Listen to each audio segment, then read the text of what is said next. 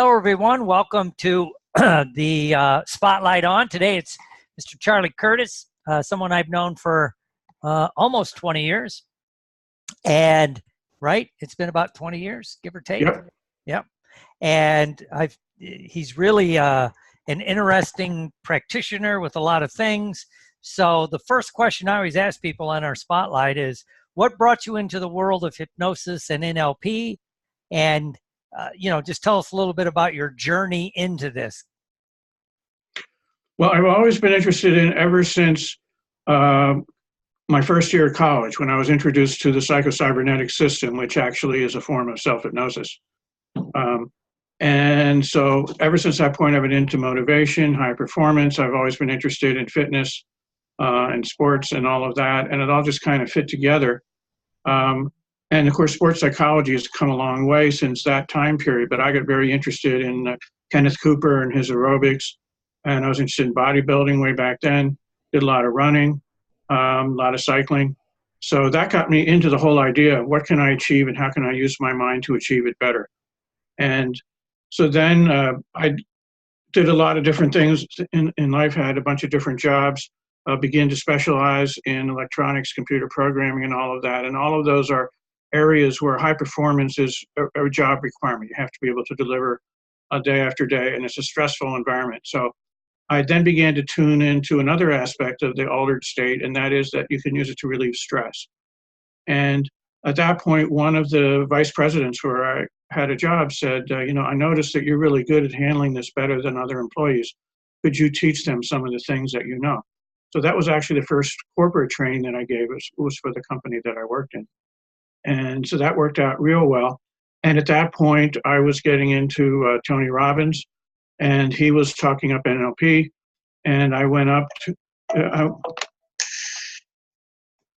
to Omega up in upstate New York, where they have that all those courses every year on different aspects of healthy living.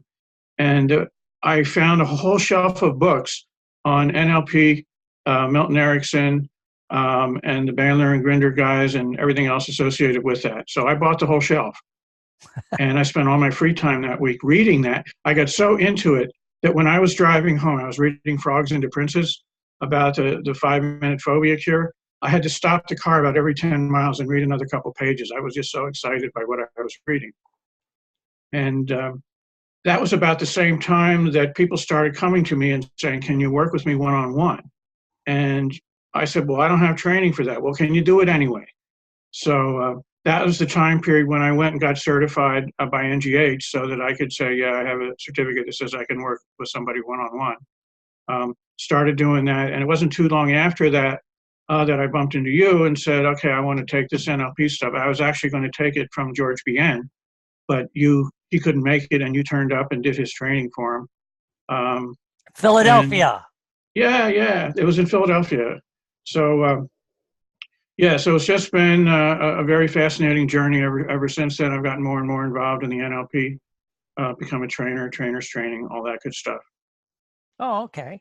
And tell us a little bit about your journey with meditation, because that's one of your it's going to tie into what we're going to talk about later, but how you got into it and going to India and all that cool stuff.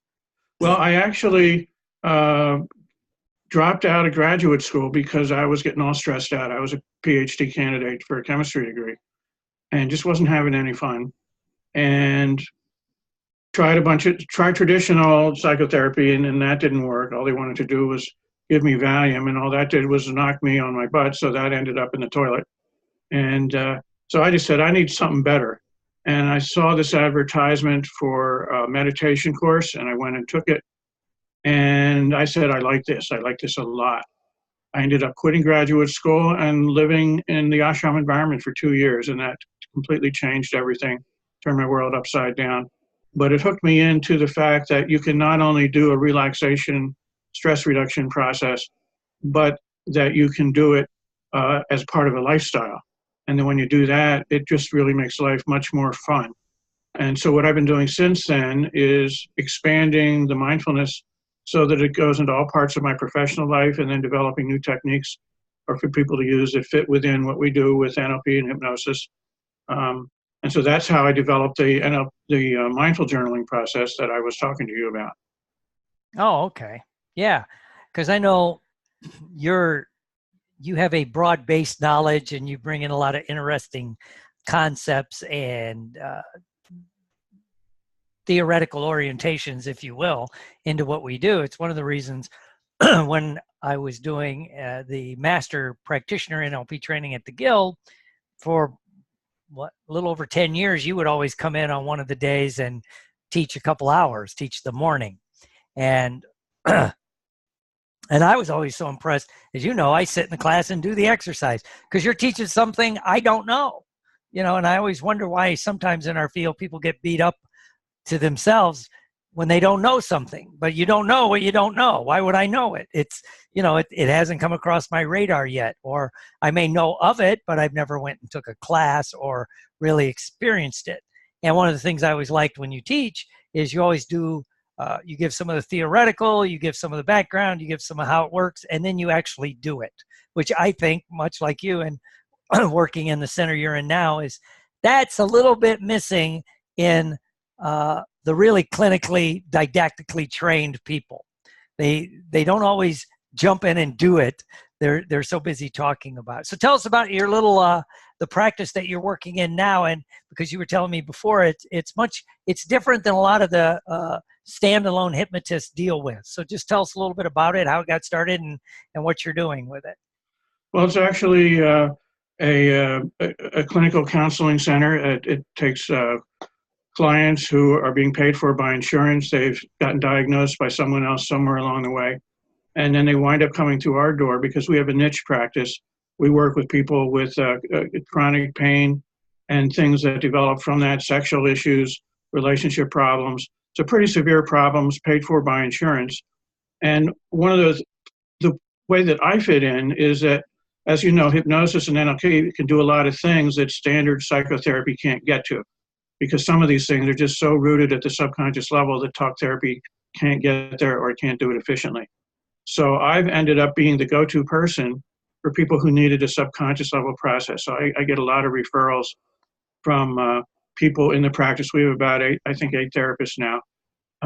So they send me people to me for what I call emotional spot removal. In other words, the person has a sleep issue. They just can't go to sleep, or they need to quit smoking, or they just have pain and the traditional pain techniques that they're working with aren't working. So we do something subconsciously and are able to get a result. And I was just talking to the clinical director a few days ago, and she was saying, we're getting a reputation for solving problems that other practices of this nature can't solve. And so she was saying that it means she's getting a lot more referrals on a regular basis. She was really happy about that. And, so I have to credit all of the good trainings that I had, including yours, for giving me the skill set to be able to take these difficult clients and help them feel better. Cool. Yeah, as a psychologist myself, it's always been frustrating that I don't see the hypnosis, the NLP incorporated into more traditional clinical settings, especially with people with dual diagnosis, whether it's dual diagnosis mental illness. But one of the things I've been doing a lot was dual diagnosis with a mental issue and an addiction. Because then you got to unpack, is it the mental issue you got to fix first, or is it the addiction?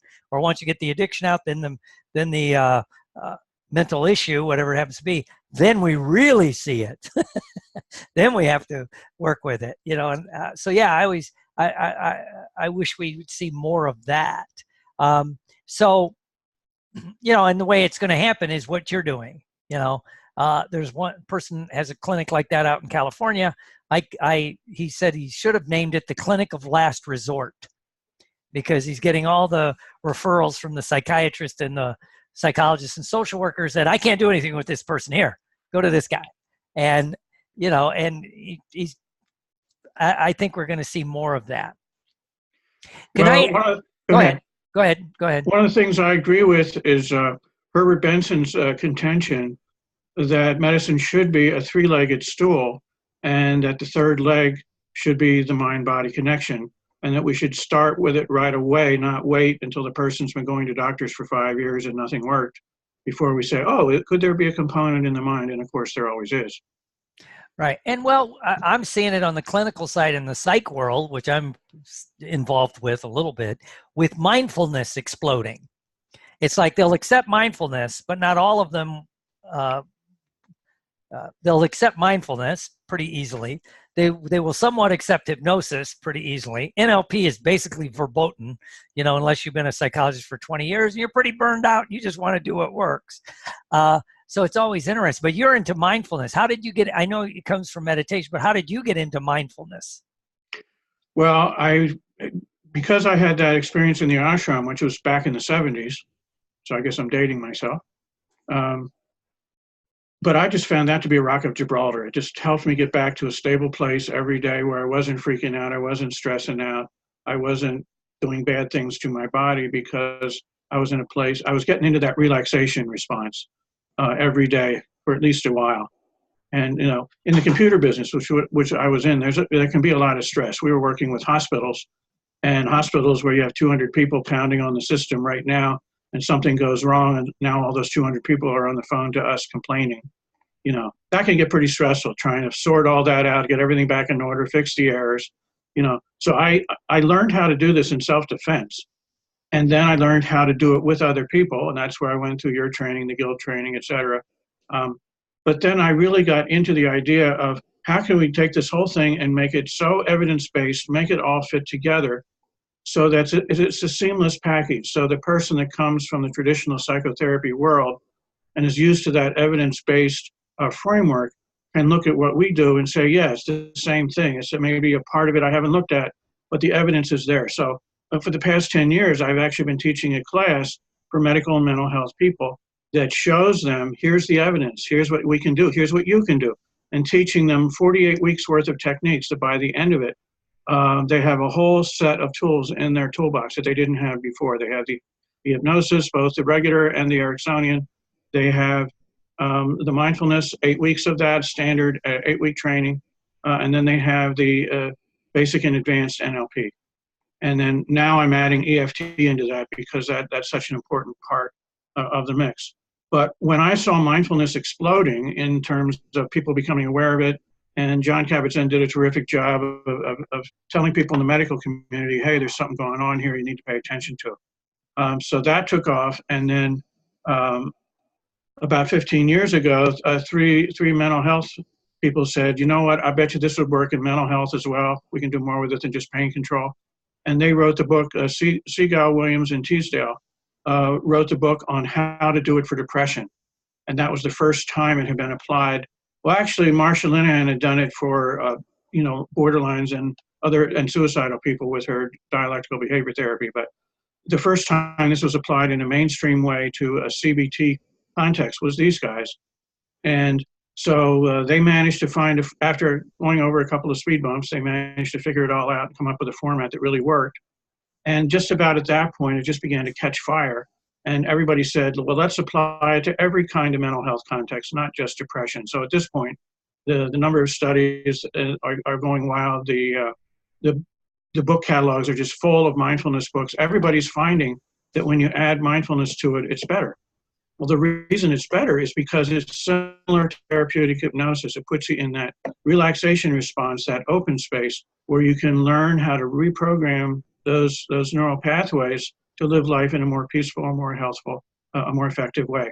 So I decided to incorporate that standard 8-week training format into what I was doing, so the people who were coming for NLP and hypnosis would also be getting the 8 weeks of mindfulness and a certificate that would allow them to go out and teach the public, professionals, groups, and individuals how to do this, because I just knew there was going to be a big market for this. And of course, that market is now coming to fruition with its going nuts on the internet. Some of these apps on the phones have 40 million downloads. People are finding, hey, I like to click on this thing and it helps me relax. So as part of what I'm doing, I'm always trying to develop new techniques. And I got the idea a while ago. I've always been a journaling junkie. Even before I get into all of this, I love journaling. I loved how it made me feel. I used to teach Artist Way groups. I made a presentation years ago at the National Guild on 8 steps that we go through every time we recover from a stress. and that you can journal your way through those 8 steps and learn, and then connect it. I showed how to integrate that with NLP. And so then I said, how can I bring the mindfulness into this? Because one of the problems with journaling is most people use it in a cathartic way. They just sit there and write while they're upset, and they get the feelings out. And that's okay, but it can be intense. But there are also incredible health benefits. There's a fellow, James Pennebaker, who showed that if you journaled as little as 4 days, 15 minutes per day, that 6 months later, the health benefits, you could still measure them, which is absolutely amazing when you think about it. And that's been replicated over 300 times because nobody else could believe it either, so they had to prove it wrong, and instead they proved it right. And so what it means, and you know this from the field of addictions, when people keep their secrets to themselves, it makes them sick. And so getting rid of your secrets, opening up and getting rid of your secrets is a key to health. It actually unlocks the healing process in the body. So my objective, do you want me to keep talking about the technique now? Or? Yeah, go ahead. Yeah. Okay, yeah. Cool. So I thought, all right, so how can I bring mindfulness into this process of cathartic journaling? Because I know cathartic journaling works, but I know it can be intense, and not everybody's up for an intense process.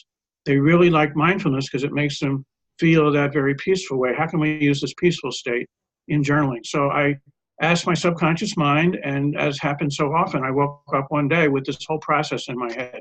It just delivered the whole model to me. And I started experimenting with it and writing scripts for it, and trying it out on a few people I know to see, what they liked, what they didn't like. And so what I came up with is the fact that journaling, if you take traditional mindfulness and look at it, to me, there's 3 levels. The first level is you say, okay, I'm supposed to be mindful of what's going on while my life sucks, so I don't like being mindful, therefore I don't like mindfulness, I'm going to quit. A lot of people just get that far. I call that level 1 mindfulness. It's just being mindful of the fact that your life is currently miserable. Level 2 mindfulness is when you break through that to the relaxation response. And so you, as we say in NLP, you go meta on your miserableness, and all of a sudden, Oop. I think we locked up. No. Feel miserable anymore. Notice what you're noticing. Then you get into that peaceful place. You go meta, and everything is good. And then there's a third level that not everyone gets to. If you go deep enough in meditation, it'll open the door to a spiritual experience. And I've had a number of those, and they're very good. But so the main thing I'm focusing on is how can we use this level 2? If we can get people into level 2 mindfulness, the relaxation response, how can we use that to give them a journaling experience that'll be very efficient for them? And so I came up with the model that if I quickly induce mindfulness, and I find mindfulness to be a beautiful induction, in 2 minutes, I can have somebody in somnambulism using mindfulness as the induction. And so what I'll do is I'll get them into that state experience to have some perspective on it, and I'll have them journal from there. And so what I found out through experimentation is if they journal just a single word or a short phrase, that releases the whole thing from their subconscious mind, at least for the moment, and all of a sudden they feel at peace. So if they were doing cathartic journaling, the normal kind, they might start writing in their notebook and saying something like, I can't believe they did that. I really feel bad. I'm upset. I just can't get over this stuff. They wounded me. They hurt me. They made me feel bad. And I wonder if people are believing what they're saying about me and thinking things about me that aren't true. You can go into mindfulness and you can journal all that with the word, I feel bad, that little short phrase, I feel bad, and it'll release just on the basis of that. So then you go to the next thing in your consciousness. It's like those things in the restaurant where they have all the plates stacked and you pull the top plate off and then the plate stack moves up a little bit. I have them just have one word or a short phrase for all of the issues that are going on for them. And in about 13 minutes, all of those issues have been cleared. They have switched polarity. They have gone to a lighter, higher vibration. And now all of a sudden they're open to their goals and dreams. Because that process that I was talking about, when people recover from stress, they go through 8 steps. And the 8 steps they go through are, first of all, they notice that they feel bad. Then they have to notice and get rid of their emotional stress. Then they have to notice and get rid of their physical stress. And only then can they get back in touch with the feeling of life is good. So now that you're back in touch, you're basically grounded to life. It can be a good experience and that things can be okay. Now you can once again access your goals and dreams. and from them come your plans, and from them come your action steps, and then from that comes the call to action right now in this moment. And when I showed, when I developed that model, was you can do all of those 8 steps in the space of a single breath. You can be doing something, you can get frustrated, you can stop for a second and go, ugh. Your whole body relaxes, and all of a sudden you're ready to move on again. And in that second, you went through all those 8 steps. Whereas you have somebody that, for example, had a big loss, they're going through a grieving process, for example, and those 8 steps can stretch out and be very identifiable, for example, to a grief counselor who's helping them through the process. So what this mindful journaling does is it takes them through this without mentioning that it's doing so, simply by releasing the emotional and physical stress that's going on through this releasing process. And I've had people go through this and release symptoms. They came feeling sick, and by the time they were done with the process, they didn't feel sick anymore. I've had that happen to myself. You know, there were a couple times this winter where I momentarily felt I was catching a cold, and I went through a polarity shift. My immune system activated, and within 10 minutes, it was all gone and nothing ever happened. So this stuff can really get results, and it can get it fast. So once they've released the topic and gone to the peaceful place, let go of the issue, and activated their goals and dreams, now they can come out of this whole process feeling highly optimistic and excited about life, and basically back in action. You could think of it as the internet. They were offline because of all their stress, and by the end of it, it's like they're online again with their life, online with their goals and dreams. Oh, cool. Cool. All right. So are you going to walk us through a demo? Okay. So I'm not going to do the whole journaling part, but I'm going to walk you through the mental space of the process, just so that you can get a sense of it. You know, first of all, I'm going to model it by journaling in my mind out loud. And one thing I did find was that you can do this journaling without the pencil and paper. You can do it in your head. So I'm going to pretend that I'm stressed out, and I'm going to go through the journaling process. So I'm going to relax my body, and I'm going to get conscious of my breath.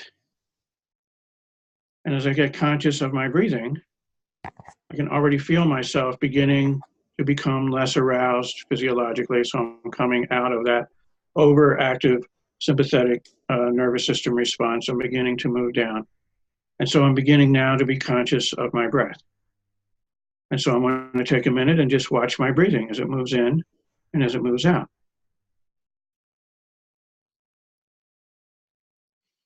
And as that's happening, I can feel myself moving down into a peaceful place. And because I have some experience with journaling, my mind knows just where to go. It goes to a place where life feels good. And so because I'm going to pretend that I was stressed,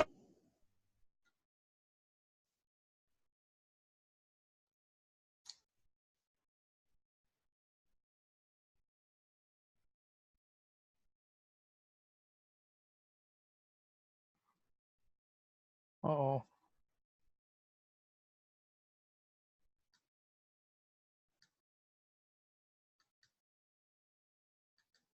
I think we locked up.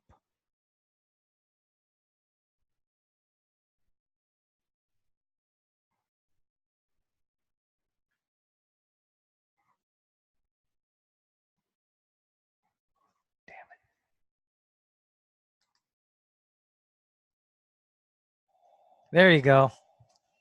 all righty.